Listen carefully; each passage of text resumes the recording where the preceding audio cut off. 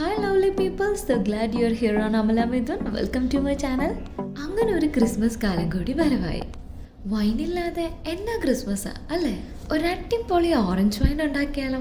വീഡിയോയിലേക്ക് പോകുന്നതിന് മുന്നേ നമ്മളുടെ വീഡിയോ ആദ്യമായിട്ടാണ് കാണുന്നതെങ്കിൽ വീഡിയോ കാണുക.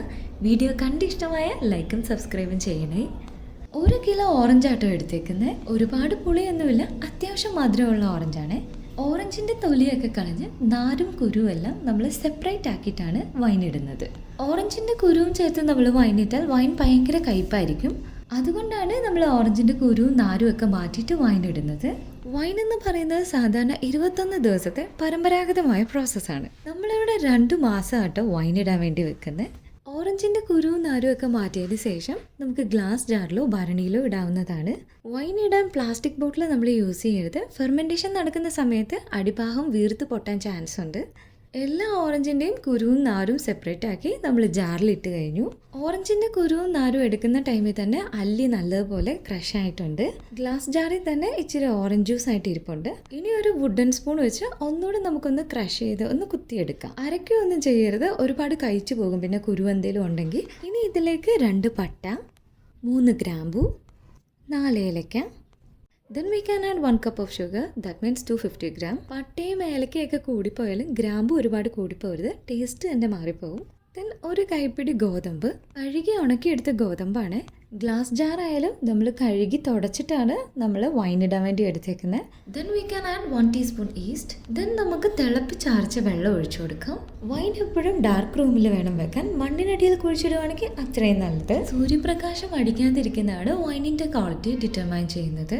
തുണി കൊണ്ട് കവർ ചെയ്തിട്ട് വേണം നമ്മൾ ഡാർക്ക് റൂമിൽ വെക്കാൻ. ഇനി കഴുകി ഉണക്കിയെടുത്ത് കോട്ടൺ തുണി ഉപയോഗിച്ച് വൈൻ ഇനി നമുക്ക് ടൈറ്റായിട്ട് കെട്ടാം.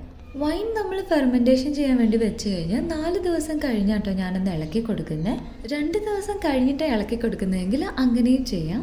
എത്ര ദിവസം ഗ്യാപ്പിട്ടാണോ നമ്മൾ വൈൻ ഇളക്കി കൊടുക്കാൻ വേണ്ടി എടുക്കുന്നത്, ആ സെയിം ഡേ തന്നെ വൈൻ എടുക്കുന്നത് വരെ മെയിൻറ്റെയിൻ ചെയ്യുക. അടപ്പ് ഉപയോഗിച്ച് അടച്ച് വൈൻ നമ്മൾ സെറ്റാക്കി വെച്ചിട്ടുണ്ട്. ഇനി 2 മാസം കഴിഞ്ഞിട്ടാണ് നമ്മൾ ഈ ജാർ ഓപ്പൺ ചെയ്യുക.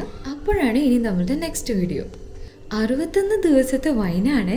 അങ്ങനെ നമ്മൾ ഇന്ന് വൈൻ ഓപ്പൺ ചെയ്യാൻ പോവുകയാണ്. ഇനി നമ്മൾക്ക് ഓപ്പൺ ചെയ്യാം. നല്ല കറക്റ്റായിട്ട് വന്നിട്ടുണ്ട്. ഇനി ഒരു വുഡൻ സ്പൂൺ വെച്ച് നമുക്കൊന്ന് ഇളക്കി കൊടുക്കാം. ഇനി നമുക്കിത് അരിച്ചൊഴിക്കാം. അതിനുവേണ്ടി ഒരു പാത്രം എടുക്കുക. കഴുകി തുടച്ചതാണ്. പാത്രത്തിന് മുകളിലായിട്ട് അരിപ്പ വെച്ച് കൊടുക്കാം. ഇനി നമ്മളുടെ വൈന് ഇച്ചിരി വീതം അരിപ്പയിലേക്ക് ഒഴിച്ചു കൊടുക്കാം.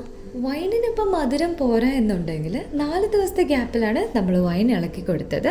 ആ ദിവസത്തിൽ നമുക്ക് പഞ്ചസാര വേണമെങ്കിൽ പോരാന്ന് തോന്നുവാണെങ്കിൽ പഞ്ചസാര ആഡ് ചെയ്യാവുന്നതാണ്. അങ്ങനെ നമ്മൾ വൈൻ അരിച്ചെടുത്ത് കഴിഞ്ഞു. ഇനി ഒരു ഗ്ലാസ് ജാറിലോ ഭരണിയിലോട്ടോ മാറ്റാവുന്നതാണ്. ഇനി 1-2 ദിവസത്തേക്ക് നമ്മൾ വൈൻ അനക്കാണ്ട് വെക്കണം. 1-2 ദിവസം കഴിയുമ്പോഴേക്കും വൈനിൻ്റെ മട്ടെല്ലാം ഗ്ലാസ് ജാറിൻ്റെ അടിയിൽ കിടക്കുന്നത് കാണാൻ പറ്റും. ഇത്രയേ ഉള്ളൂ, നമ്മളുടെ ക്രിസ്മസ് സ്പെഷ്യൽ ഓറഞ്ച് വൈൻ ഇവിടെ റെഡി ആയിട്ടുണ്ട്. ഇപ്രാവശ്യത്തെ ക്രിസ്മസിന് ഓറഞ്ച് വൈൻ ഒന്ന് ട്രൈ ചെയ്ത് നോക്കണേ. ലഹരി പോരാ, ഇനിയും വേണമെങ്കിൽ കുറച്ചുകൂടി ഗോതമ്പ് ആഡ് ചെയ്താൽ മതി. വൈനിൻ്റെ ടേസ്റ്റ് എന്ന് പറയുന്നത് പുളിയും മധുരവും ചേർന്നതാണ്. വീഞ്ഞ് ഇരിക്കുന്നതിനനുസരിച്ച് വീര്യം കൂടും. ഇത്ര മാസം എന്നില്ല, എത്ര വർഷം വേണേലും വെക്കാം. I hope this video is useful. If so, please like, share and subscribe for more easy recipes. Thank you.